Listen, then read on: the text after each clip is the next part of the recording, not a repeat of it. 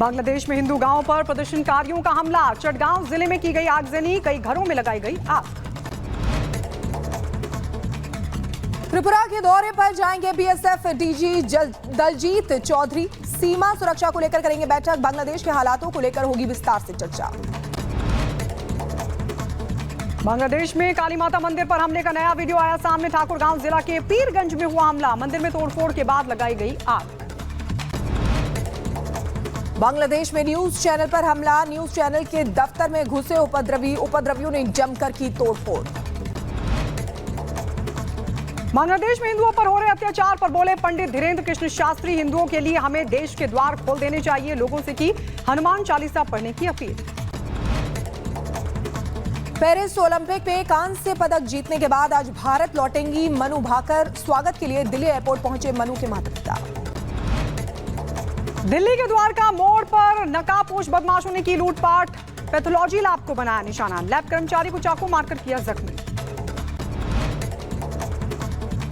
मथुरा में एसटीएफ की बड़ी कार्रवाई। 1 लाख के इनामी को मुठभेड़ में ढेर किया। फरह थाना क्षेत्र में हुई मुठभेड़ में मारा गया पंकज यादव। उत्तर प्रदेश के कुशीनगर में धर्मांतरण का मामला। इब्राहिम अंसारी ने हिंदू नाम रखकर की शादी। विवाह के बाद धर्म परिवर्तन का बनाया दबाव। जम्मू कश्मीर में बड़ी साजिश नाकाम। सेना ने आतंकियों के समूह को घेरा। बसंतगढ़ के जंगलों में छिपे 4 आतंकवादियों को घेरा। इलाके की घेराबंदी कर सर्च ऑपरेशन जारी। प्रयागराज में बारिश की वजह से हाल बेहाल। हनुमान मंदिर के अंदर तक घुसा पानी। भक्तों को करना पड़ रहा है परेशानियों का सामना।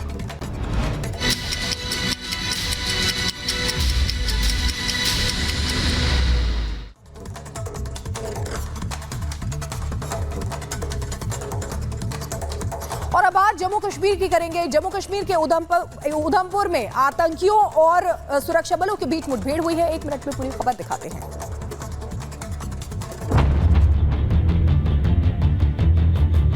जम्मू कश्मीर में एक बार फिर आतंकियों और सुरक्षा बलों के बीच मुठभेड़ शुरू हो गई है। जानकारी के मुताबिक ये मुठभेड़ उधमपुर जिले के बसंतगढ़ में चल रही है। इसमें सेना और प्रदेश पुलिस की संयुक्त टीम ने आतंकियों के खिलाफ अभियान चलाया हुआ है। शुरुआती जानकारी के मुताबिक यहां 2 से 3 आतंकी फंसे हुए हैं। सुरक्षा बलों ने पूरे इलाके की घेराबंदी कर दी है। इससे एक दिन पहले ही अनंतनाग में सुरक्षा बलों ने आतंकियों के 3 मददगारों को गिरफ्तार किया था। इनसे हथियार और गोला बारूद की बरामदगी हुई है। पकड़े गए आतंकी मददगारों की पहचान दाऊद अहमद डार, इम्तियाज अहमद रेशी और शाहिद अहमद डार के तौर पर हुई है। तीनों हसनपोरा तवेला के निवासी हैं। जम्मू कश्मीर में सेना लगातार आतंकियों के सर्वनाश में जुटी है। पाक की नापाक साजिशों का खात्मा अब तय है।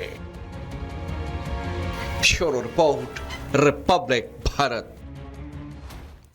और अब बात उत्तर प्रदेश के मथुरा की, जहां पर एसटीएफ ने 1 लाख के इनामी बदमाश को ढेर कर दिया, जिसका नाम पंकज यादव। और ये पंकज यादव दरअसल माफिया मुख्तार के साथ साथ कई और माफियाओं के लिए भी काम करता था। कैसे हुआ ढेर, इस रिपोर्ट में देखिए। यूपी के मथुरा में माफिया मुख्तार के शार्प शूटर को एसटीएफ ने एनकाउंटर में ढेर कर दिया। पुलिस ने बताया कि पंकज यादव बाइक से जा रहा था।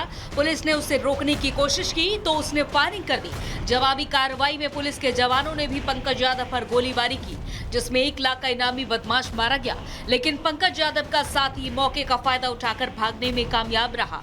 घटना सुबह करीब 4 बजे मथुरा आगरा हाईवे पर फरहा थाना क्षेत्र में हुई।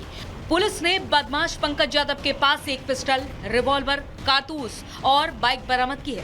पंकज यादव मन्ना सिंह हत्याकांड के गवाह पुलिसकर्मी की हत्या का मुख्य आरोपी था, जिस पर 1 लाख का इनाम रखा गया था। बदमाश के ऊपर हत्या, लूट, डकैती और रंगदारी समेत कई 40 मुकदमे दर्ज थे। एलस्ट्री शीटर को पकड़ने के लिए पुलिस लंबे समय से दबिश दे रही थी। पुलिस ने जानकारी दी कि पंकज यादव माफिया मुख्तार अंसारी, शहाबुद्दीन और मुन्ना बजरंगी गैंग का शार्प शूटर रहा है। Bureau report, Republic Bharat. और अब यूपी की बात करते हैं। यूपी के फिरोजाबाद में गैंगस्टर साजिद खान की संपत्ति को कुर्क किया गया है। 1 मिनट में पूरी खबर आपको दिखाते हैं।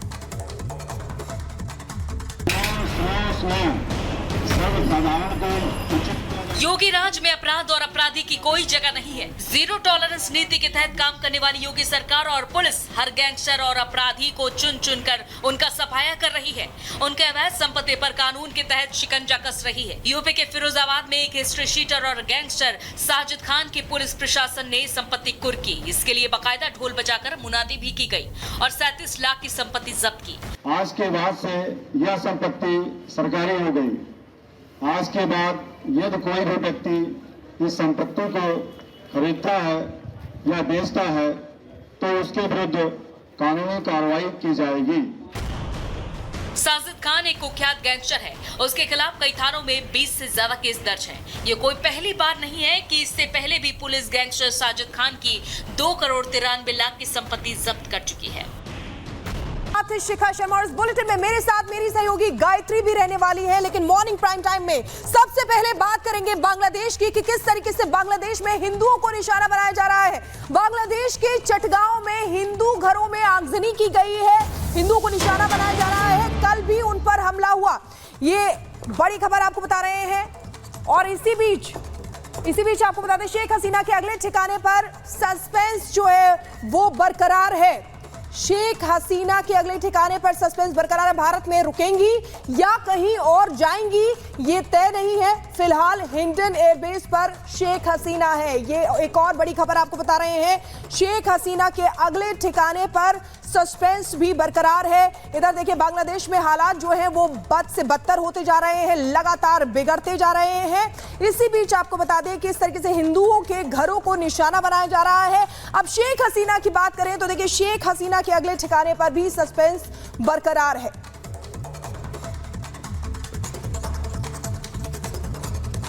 तो इस वक्त बांग्लादेश जिस मुहाने पर खड़ा है, जिस अस्थिरता की तरफ लगातार बढ़ता हुआ दिख रहा है, उसकी बर्बादी में एक सबसे ताकतवर पश्चिमी देश का नाम सामने आ रहा है। लेकिन इस बर्बादी की स्क्रिप्ट में पाकिस्तान का नाम भी खुलकर सामने आ रहा है और यह दावा सच्चाई के बेहद करीब है। क्यों, इस रिपोर्ट में देखिए।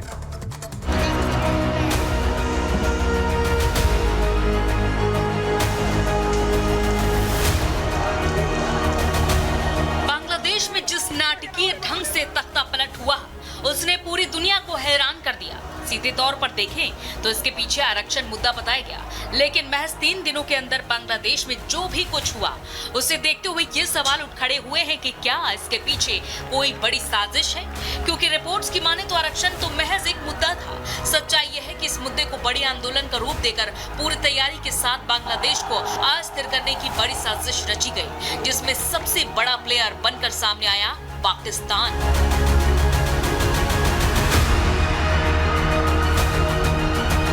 और इस दावे के सच होने की सबसे बड़ी वजह है कि बांग्लादेश में जैसे ही सत्ता की चूल्हे हिली, शेख हसीना देश छोड़कर गई, पाकिस्तान में खुशियां मनाई जाने लगी, जो कहीं न कहीं इस बात का संकेत है कि बांग्लादेश में अराजकता के पीछे पाकिस्तानी हाथ ही है।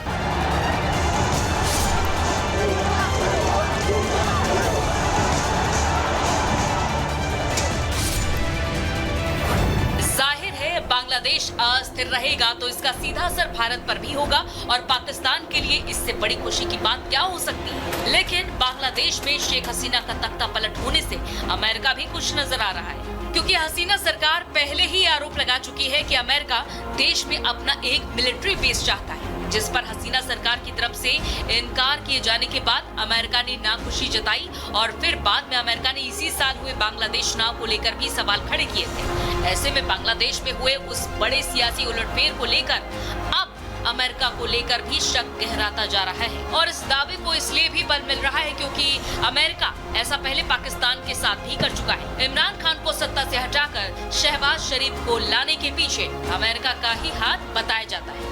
यूनाइटेड स्टेट्स का इंटरेस्ट सेंट मार्टिन आइलैंड में था। वो वहाँ पे मिलिट्री बेस अपना बनाना चाह रहे थे और वहाँ पे अगर ये बेस बन जाएगा तो वो चाइना के ऊपर कंट्रोल कर सकेंगे, जिसको शेख हसीना ने मना कर दिया। कुल मिलाकर बांग्लादेश में हुए सियासी उलटफेर को